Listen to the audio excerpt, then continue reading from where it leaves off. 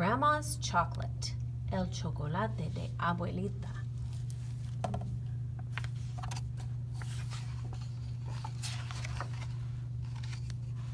When I opened the door, Grandma was there. After a big hug, I said, "I'm so glad to see you." I took her hand and led her to the room where she stays when she visits. "What's in your suitcase this time, Grandma?" I asked. "Surprises from Mexico, Sabrina," Grandma replied. Her yellow suitcase was covered with round and square stickers for the places she had visited. Grandma lifted the heavy suitcase and put it on the bed. "Open it carefully. It's so full of gifts it might explode," she said, laughing. It was like opening a treasure chest. There were colorful ribbons, a whistle, a drum, and the strong smell of chocolate. "I brought you some games that your mama liked to play when she was your age," she said. "Can we play music, Grandma?" I asked. "I like this drum." "Parum-pa-pum-pum," I said as I marched with my new drum. Grandma played the clay whistle. It was shaped like a dove. Grandma always liked birds. She said birds sing the songs of the clouds, and they are the messengers from the earth to the sky. "I like playing with you, Grandma," I said, and gave her a hug. Grandma took the colorful ribbons from her suitcase. I sat on the edge of my bed while she wove the green, white, and red ribbons into my hair, first on one side and then the other. When she finished, I looked at myself in the mirror. She had braided my hair into 2 braids and tied them over my head.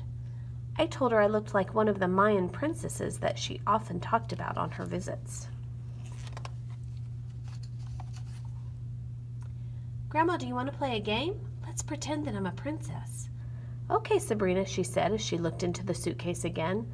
"But a Mayan princess should wear a beautiful huipil." "What is a huipil, Grandma?" "A huipil is a traditional blouse worn by Mayan and Aztec women. They still wear them today." "Some are woven and some are embroidered," Grandma explained. "Every region has a special design. When you put on this huipil, you look like a Mayan princess." "Thank you, Grandma. It's beautiful." "Were there really Mayan princesses?" I asked. "Yes, Sabrina, there were both Mayan and Aztec princesses with black hair and dark eyes like yours," she said. "Many years ago, our ancestors had palaces and gold and great plantations of cacao." "What is cacao?" I asked. "The cacao is a tree, and its seeds give us the chocolate we enjoy today. The Olmecs and Mayas were the first to make chocolate," she said.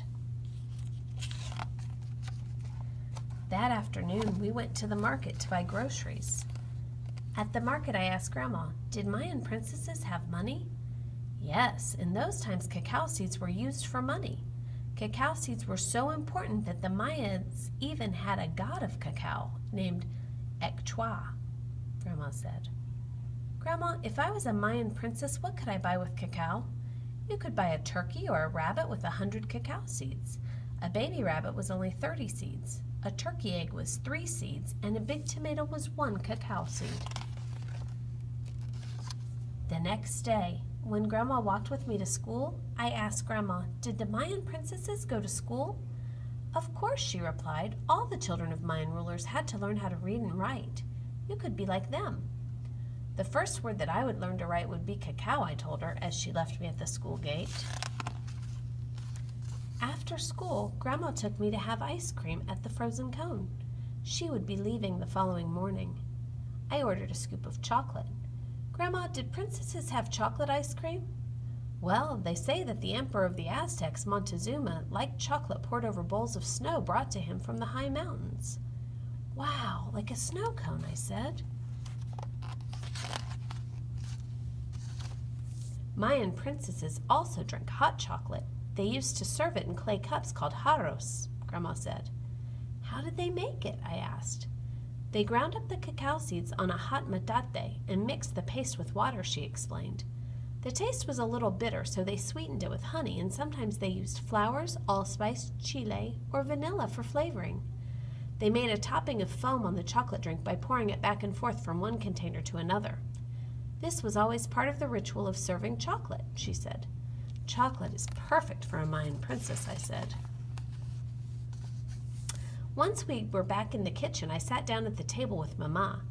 Grandma brought out a box shaped like a hexagon. "Look, Sabrina, chocolate from Mexico," Mama said. "Cacao," I said with a smile. Grandma opened the package and took out a tablet of Mexican chocolate. She broke it in pieces with several loud noises. Clack, clack.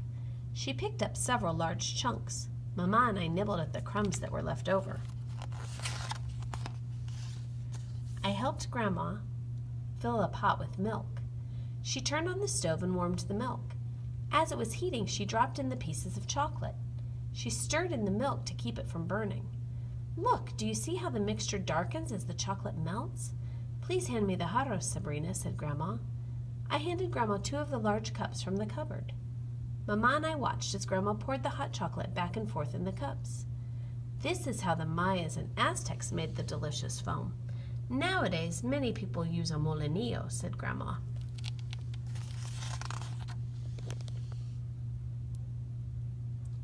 Mama and I smelled the cacao before taking a sip. I liked the feeling of the foam in my mouth. "Yummy," I said. As we savored the chocolate, we toasted our ancestors, one for the Olmecs, another one for the Mayas, and one more for the Aztecs. And we toasted the great discovery of chocolate.